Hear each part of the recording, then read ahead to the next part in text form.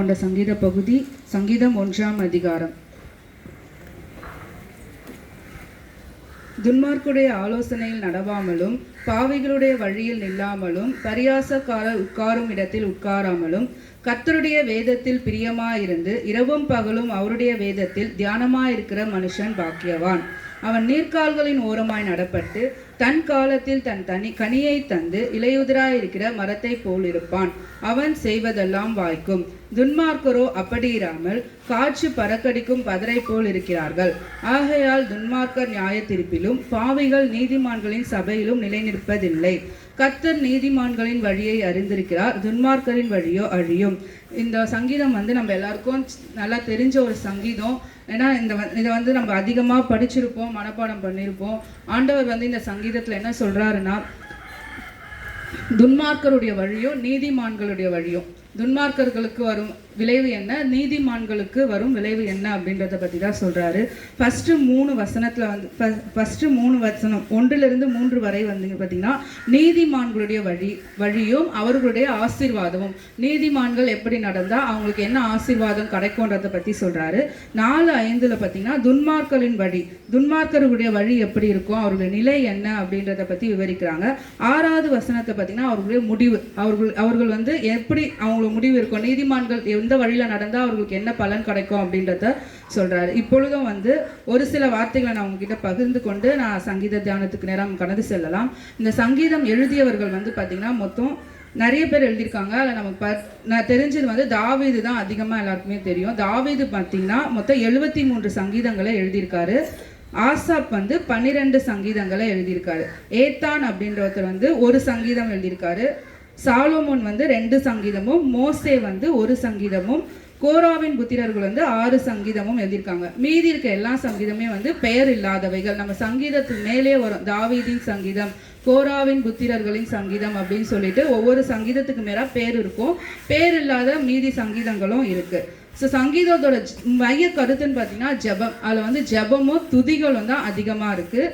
சங்கீதத்தை பார்த்தீங்கன்னா எபிரேய மொழியில் டெலிஹிம் அப்படின்னு சொல்கிறாங்க. டெலிஹில் அப்படின்னா துதிகள், ஒவ்வொரு நாளும் ஆண்டவரை துதிக்கணும் அப்படின்னு சொல்லிட்டு இருக்காங்க. இப்போ சங்கீதத்தை நம்ம ஆங்கிலத்தில் பார்த்தீங்கன்னா சாம்ஸ் சொல்லுவோம். சாம்ஸ் அப்படின்றதுக்கு கிரேக்க வேதாகமத்தில் சப்து வஜிந்து அப்படின்னு சொல்லிட்டு ஒரு பொருள் இருக்கு. இந்த சப்து வஜிந்து அப்படின்றது பார்த்தீங்கன்னா கிரேக்க வேதாகமம், பழைய ஏற்பாடு பார்த்தீங்கன்னா கிரேக்க வேதாகமத்தில் சப்து வஜிந்து அப்படின்ற ஒரு தலைப்புல ஒரு வேதாகமே இருக்கு. நம்ம வேதாகமம் நம்ம தமிழ்ல இருக்குல்ல நம்ம கிட்ட, அதே மாதிரி கிரேக்க மொழியில சப்து வஜிந்து அப்படின்னு இந்த வேதாகமம் பார்த்தீங்கன்னா கிமு 200ல் மொழிபெயர்க்கப்பட்ட ஒரு நூலா இருக்கு.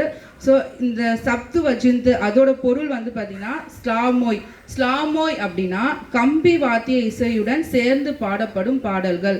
கம்பி வாத்திய இசை, கம்பி வாத்தியனா யாழ் பார்த்துருக்கீங்கல்ல, தாவீது யாழ் வாசிக்கும் பொழுது தான் சவுல் கிட்ட இருந்து அந்த அசுத்தாவியே பறந்து போகும். ஸோ அது மாதிரி கம்பி வாத்திய இசையுடன் சேர்ந்து பாடப்படும் பாடல்களாக இருக்குது. இந்த சங்கீத புத்தகம் பார்த்தீங்கன்னா நம்மளுடைய 5 ஆகமங்கள், ஆதியாகமம், யாத்திராகமம், லேவியராகமம், எண்ணாகமம், உபாகமம், இந்த 5 ஆகமங்களோட சேர்ந்து வர ஒரு புத்தகமாகவே இருக்குது.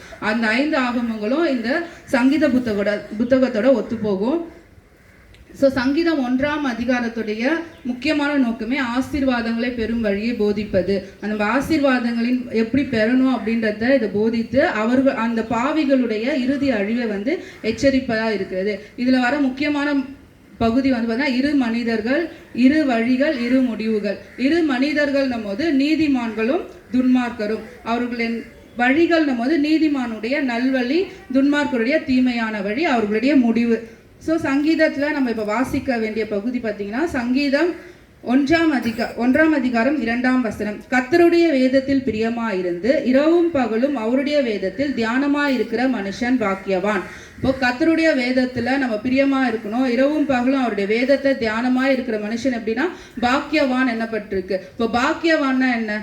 பாக்கியவான்னா நம்ம மத்தேயு 5ஆம் அதிகாரத்தில் படிக்கிறோம். ஆவியில் எளிமை உள்ளவர்கள் பாக்கியவான்கள், சாந்த குணமுள்ளவரும் பாக்கியவான்கள் அப்படின்னு சொல்லிட்டு லைனாக ஒரு 9 விதமான தொடர்ந்து 9 வசனத்தில் பார்த்தீங்கன்னா பாக்கியவான்கள் எப்படி இருப்பாங்க, அவங்களுக்கு என்னென்ன ஆசீர்வாதங்கள் கிடைக்கும்ன்றது போட்டிருக்கு. அதே போல் யோசுவா 1:8 என்ன சொல்றாங்கன்னா, இரவும் பகலும் அவருடைய வேதத்தை, இரவும் பகலுடைய வார்த்தைகளில் தானமா இருக்கிற மனுஷன் பாக்கியவான் அப்படின்னு சொல்லிட்டு போட்டிருக்கு. அவருடைய வழி கர்த்தர் என்ன பண்றாருன்னா, இரவும் பகலும் தேவனுடைய வார்த்தையில் தியானமா இருக்கிற மனுஷனுடைய வழியை கர்த்தர் வாய்க்க பண்ணுகிறார். கர்த்தர் என்ன பண்றாரு?